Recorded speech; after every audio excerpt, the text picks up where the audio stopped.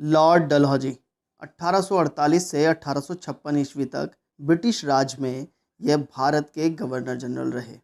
36 वर्ष की उम्र में यह भारत का गवर्नर जनरल बना। डलहौजी ने ही 1852 ईस्वी में पंजाब पर अधिकार कर लिया और उसी समय लोअर बर्मा तथा पेगू का अंग्रेजी सत्ता में विलय कर लिया गया। डलहौजी ने 1850 ईस्वी में सिक्किम राज्य के कुछ दूरवर्ती प्रदेश जिसमें दार्जिलिंग आदि सम्मिलित थे, भारत में मिला लिए गए।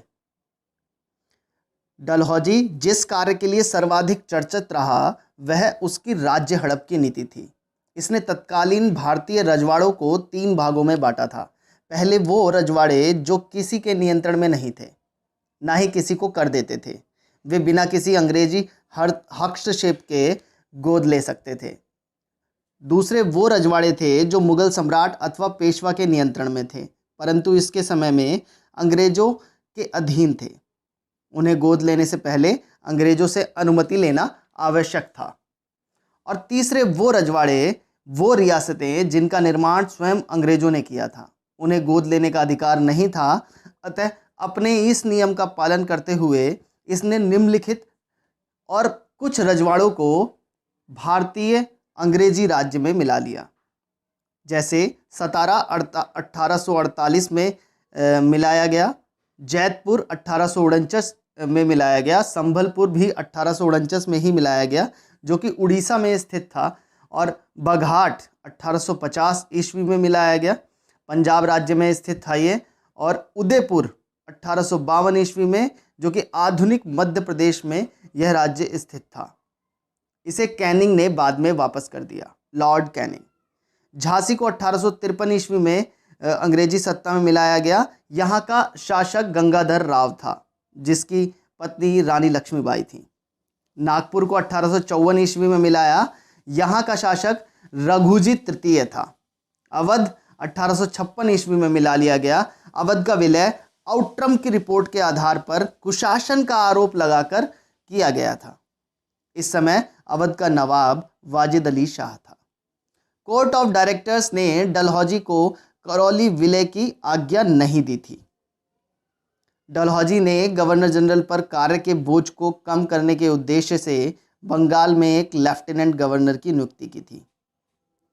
इसके अंतर्गत कलकत्ता में स्थित तोपखाने का कार्यालय मेरठ में तथा सेना का मुख्य कार्यालय शिमला में स्थापित किया गया था। इसी के समय से शिमला को भारत की ग्रीष्मकालीन राजधानी बनाया गया।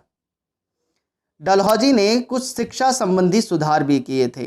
1853 ईस्वी में टॉमसन की व्यवस्था के अनुसार समस्त उत्तर पश्चिमी प्रांत जो कि आधुनिक उत्तर प्रदेश है, लोअर बंगाल तथा पंजाब में स्थानीय परिस्थितियों के अनुसार भारतीय भाषाओं में शिक्षा का प्रस्ताव स्वीकार किया गया था।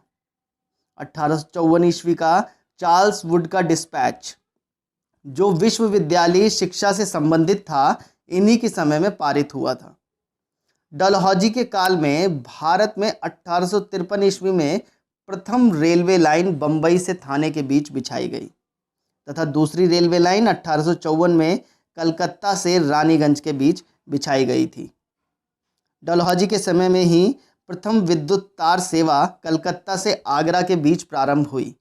1857 ईस्वी में संघर्ष के एक विद्रोही ने मरते हुए कहा था, इस तार ने हमारा गला घोट दिया। इसी के समय में 1854 ईस्वी में पहली बार डाक टिकटों का प्रचलन आरंभ हुआ। अब 2 पैसे की दर पर कहीं भी पत्र भेजा जा सकता था।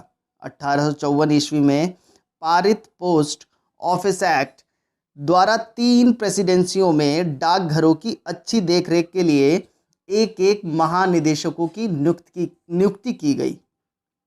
सार्वजनिक निर्माण विभाग डलहौजी से पूर्व सार्वजनिक निर्माण का कार्य एक सैनिक बोर्ड पर था। पहली बार एक सार्वजनिक निर्माण विभाग बनाया गया। गंग नहर का कार्य भी डलहौजी के समय में ही पूरा किया गया था। वाणिज्य सुधार के अंतर्गत इसने भारत के बंदरगाहों को अंतर्राष्ट्रीय व्यापार के लिए खोल दिया था। 1854 ईस्वी में डलहौजी ने एक लोक शिक्षा विभाग की स्थापना भी की थी।